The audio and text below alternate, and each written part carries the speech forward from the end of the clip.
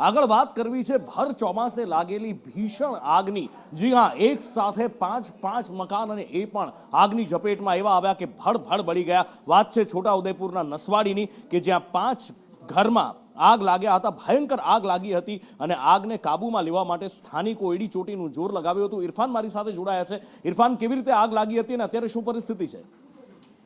એ લોકો વાત છે છોટાઉદેપુર જિલ્લાના નસવાડી તાલુકામાં જે રીતે હાલ વરસાદી વાતાવરણ છે, પરંતુ અચાનક અગમ્ય કારણસર નસવાડી તાલુકાના ઝેર ગામ છે, ઝેર ગામમાં એક જ મકાનમાં આગ લાગી હતી, પરંતુ આગ ઓલાવવા માટેના ખાસ કરીને આદિવાસી વિસ્તારમાં એવા કોઈ સાધન જ નથી। સૌથી મોટી બાબત એ છે કે નસવાડી તાલુકો 212 ગામનો છે, પરંતુ ફાયર ફાઈટરની સુવિધા જ નથી।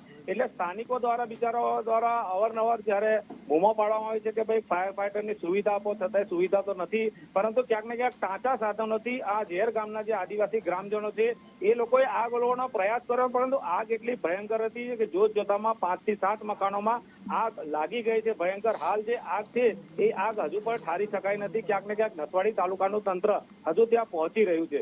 જી એટલે આ બહુ મોટી સમસ્યા છે। છેવાડાના ગામ સુધી વિકાસ પહોંચાડવાની વાતો થાય, લોકોને જોડીમાં લઈ જવામાં આવે। અહીંયા 110 ગામ હોય પણ એમ છતાં પણ કોઈ ફાયર ફાઈટરની સુવિધા આપવામાં ન આવે તો પછી કેવો વિકાસ, ક્યાંનો વિકાસ?